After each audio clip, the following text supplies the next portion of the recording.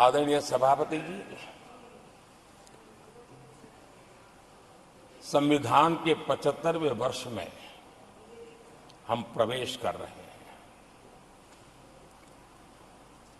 इस सदन के लिए भी ये पड़ाव विशेष है क्योंकि इसे भी 75 साल हुए हैं और इसलिए एक सुखद संयोग है। आदरणीय सभापति जी, मेरे जैसे बहुत लोग हैं इस देश के सार्वजनिक जीवन में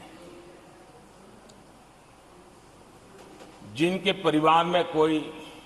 गांव का सरपंच भी नहीं रहा है, गांव का प्रधान भी नहीं रहा है,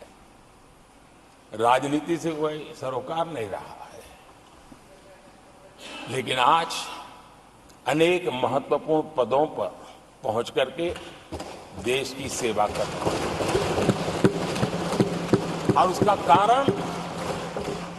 बाबा साहब आम्बेडकर ने जो संविधान दिया है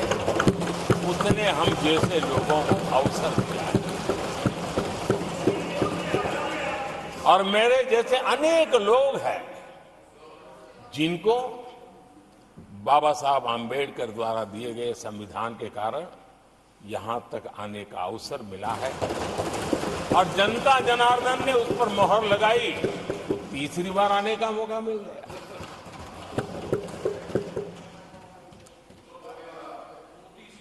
आदरणीय सभापति जी, संविधान हमारे लिए ये कोई आर्टिकल्स का कंपाइलेशन मात्र नहीं है, हमारे लिए उसका स्पिरिट भी और उसके शब्द भी बहुत मूल्यवान है।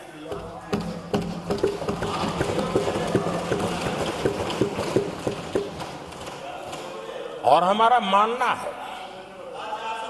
कि किसी भी सरकार के लिए, किसी भी सरकार के नीति निर्धारण में, कार्यकलापों में हमारा संविधान लाइट हाउस का काम करता है, दिशा दर्शक का काम करता है, हमारा मार्गदर्शन करता है। आदरणीय सभापति जी, मुझे याद है मैंने जब लोकसभा में हमारी सरकार की तरफ से कहा गया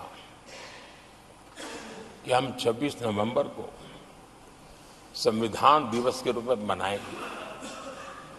तो मैं हैरान हूं जो आज संविधान की प्रत लेकर के कूदते रहते हैं, दुनिया में लहराते रहते हैं, उन लोगों ने विरोध किया था 26 जनवरी तो है तो संविधान दिवस क्यों लाए। और आज संविधान दिवस के माध्यम से, आज संविधान दिवस के माध्यम से देश के स्कूल कॉलेजेस में संविधान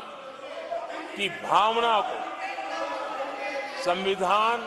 की रचना में क्या भूमिका रही है, देश के गणमान्य महापुरुषों ने संविधान के निर्माण में किन कारणों से कुछ चीजों को छोड़ने का निर्णय किया,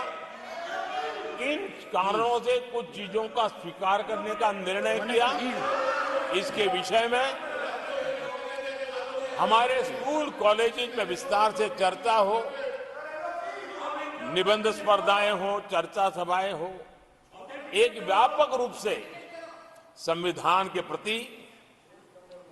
आस्था का भाव जगे और संविधान के प्रति समझ विकसित हो। देशवासियों के लिए आने वाला पूरा कालखंड संविधान हमारी सबसे बड़ी प्रेरणा रहे, इसके लिए हम कोशिश करते रहे हैं। और अब जब 75 वर्ष में प्रवेश कर रहे हैं तो हमने इसे एक जन उत्सव के रूप में राष्ट्रव्यापी उत्सव मनाने का तय किया है और इससे देश के कोने कोने में संविधान की भावना को, संविधान के पीछे जो मकसद है उसके विषय में भी देश को अवगत कराने का प्रयास है।